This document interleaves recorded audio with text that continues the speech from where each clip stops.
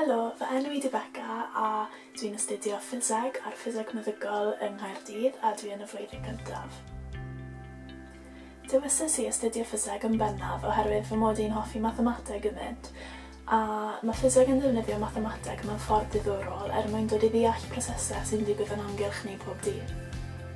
Dwi hefyd yn hoffi'r ffaith am Ffiseg lle ni'n gallu dod i ddeall prosesau bach fel sut mae pêl yn cwmpo, sef y ganlyniad i disgyrchiant, a wedyn defnyddio'r un gwybodaeth yna tuag at o deall prosesau fwy o faint, fel sut mae planed yn symud i'w amgylch ei gilydd. Un o'r prif pethau dwi'n mwynhau am astudio Ffiseg yn y Brifysgol yw fy mod i'n dod ar dros pobl arall sy'n rhannu'r un diddordeb o fi yn Ffiseg, sy'n ddiddorol iawn a sy'n teimlad eitha cartrefol i fod yna. Ar wahân i'r dysgu, mae yna ddigon o gyfleoedd arall i ddod i nabod pobl sydd hefyd yn rhannu'r un diddordeb o fi yn Ffiseg.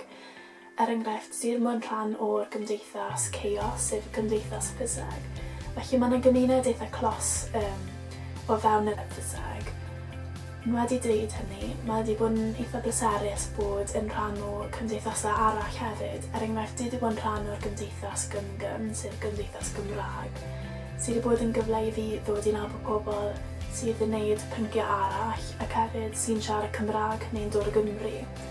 A fel person sy'n llai hyderus yn siarad Saesneg, mae'r ffaith fy mod i'n gallu dod i nabod pobl newydd sy'n siarad Cymraeg ac hefyd byw gyda pobl Cymraeg, mae wedi gwneud y profiad llawer fwy bleserus i fi a mae wedi dod yn naws fwy cartrefol i fi yng Nghaerdydd.